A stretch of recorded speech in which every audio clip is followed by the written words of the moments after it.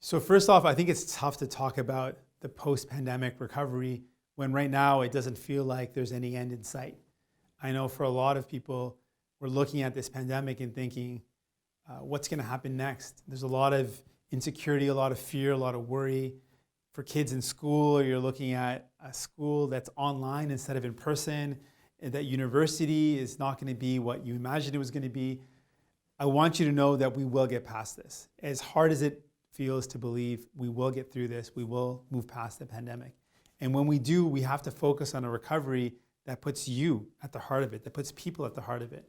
And some of the things I think we need to do is, one, we need to make sure we're healthy. And to be healthy, we need a healthcare system that covers you. So you have dental care and you can have your medication covered, that your body's covered head to toe. Mental health is something that this pandemic has exposed as a massive problem. We need to invest in mental health. So our healthcare has to be a priority. We also need to create good jobs. I know a lot of people are thinking, well, where am I going to find a job? So we need to focus on creating jobs.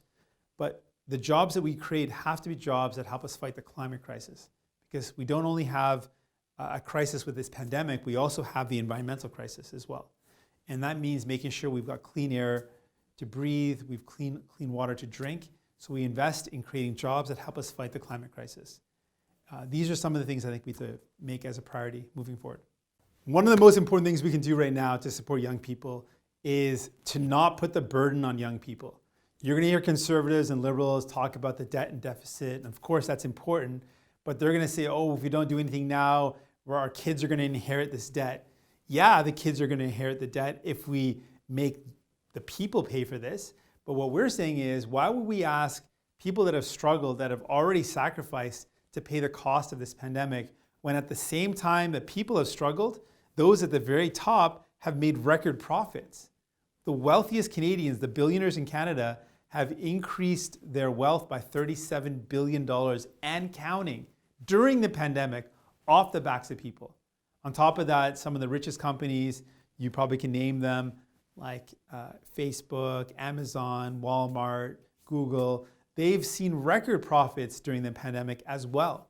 So instead of putting the burden on young people or on families or people that have sacrificed already, those at the very top who've profited massively, who have massive extreme wealth, they should be the ones who pay for all the help that we need to make sure young people have a bright future, creating the good jobs, investing in good healthcare, making sure your education is affordable.